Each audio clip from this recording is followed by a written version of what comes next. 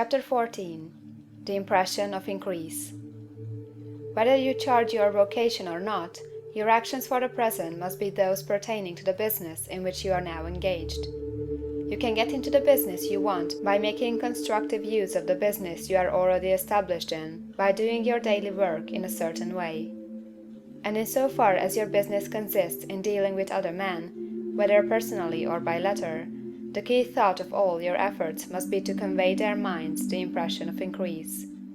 Increase is what all men and all women are seeking. It is the urge of the formless intelligence within them, seeking fuller expression. The desire for increase is inherent in all nature. It is the fundamental impulse of the universe. All human activities are based on the desire for increase. People are seeking more food, more clothes, better shelter, more luxury, more beauty, more knowledge, more pleasure. Increase in something, more life. Every living thing is under this necessity for continuous advancement. Where increase of life ceases, dissolution and death set in at once. Man instinctively knows this, and hence he is forever seeking more. This law of perpetual increase is set forth by Jesus in the parable of the talents. Only those who gain more retain any. From him who had not shall be taken away even that which he had. The normal desire for increased wealth is not an evil or a reprehensible thing. It is simply the desire for more abundant life. It is aspiration. And because it is the deepest instinct of their natures, all men and women are attracted to him who can give them more of the means of life. In following the certain way as described in the foregoing pages, you are getting continuous increase for yourself, and you are giving it to all with whom you deal. You are a creative center, from which increase is given off to all.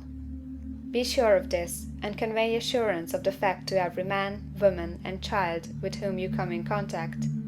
No matter how small the transaction, even if it be only the selling of a stick of candy to a little child, put into it the thought of increase, and make sure that the customer is impressed with the thought. Convey the impression of advancement with everything you do, so that all people shall receive the impression that you are an advancing man, and that you advance all who deal with you. Even to the people whom you met in a social way, without any thought of business, and to whom you do not try to sell anything, give the thought of increase. You can convey this impression by holding the unshakable faith that you, yourself, are in the way of increase, and by letting this faith aspire, fill, and permeate every action. Do everything that you do in a firm conviction that you are an advancing personality, and that you are giving advancement to everybody. Feel that you are getting rich, and that in doing so you are making others rich, and conferring benefits on all. Do not boast or brag of your success, or talk about it unnecessarily. True faith is never boastful. Wherever you find a boastful person, you find one who is secretly doubtful and afraid. Simply feel the faith, and let it work out in every transaction. Let every act and tone and look express the quiet assurance that you are getting rich, that you are already rich. Words will not be necessary to communicate this feeling to others. They will feel the sense of increase when in your presence, and will be attracted to you again. You must so impress others that they will feel that in associating with you, they will get increase for themselves. See that you give them a use of value greater than the cash value you are taking from them. Take an honest pride in doing this, and let everybody know it, and you will have no lack of customers.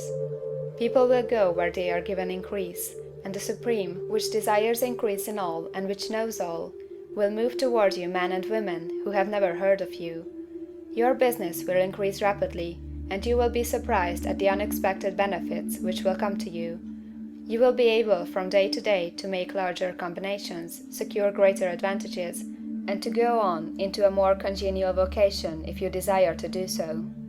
But in doing all this, you must never lose sight of your vision of what you want, or your faith and purpose to get what you want. Let me here give you another word of caution in regard to motives. Beware of the insidious temptation to seek for power over other men. Nothing is so pleasant to the unformed or partially developed mind as the exercise of power or domination over others. The desire to rule for selfish gratification has been the curse of the world. For countless ages, kings and lords have drenched the earth with blood in their battles to extend their dominions. This not to seek more life for all, but to get more power for themselves. Today, the main motive in the business and industrial world is the same. Men marshal their armies of dollars, and lay waste the lives and hearts of millions in the same mad scramble for power over others. Commercial kings, like political kings, are inspired by the lust for power. Jesus saw in this desire for mastery the moving impulse of that evil world he sought to overthrow. Read the 23rd chapter of Matthew, and see how he pictures the lust of the Pharisees to be called master, to sit in the high places, to domineer over others, and to lay burdens on the backs of the less fortunate. And note how he compares this lust for domination with the brotherly seeking for the common good to which he calls his disciples. Look out for the temptation to seek for authority, to become a master, to be considered as one who is above the common herd, to impress others by lavish display, and so on.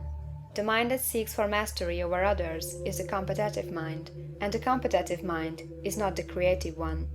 In order to master your environment and your destiny, it is not at all necessary that you should rule over your fellow men, and indeed, when you fall into the world's struggle for the high places, you begin to be conquered by fate and environment, and your getting rich becomes a matter of chance and speculation. Beware of the competitive mind. No better statement of the principle of creative action can be formulated than the favorite declaration of the late Golden Rule Jones of Toledo: "What I want for myself, I want for everybody."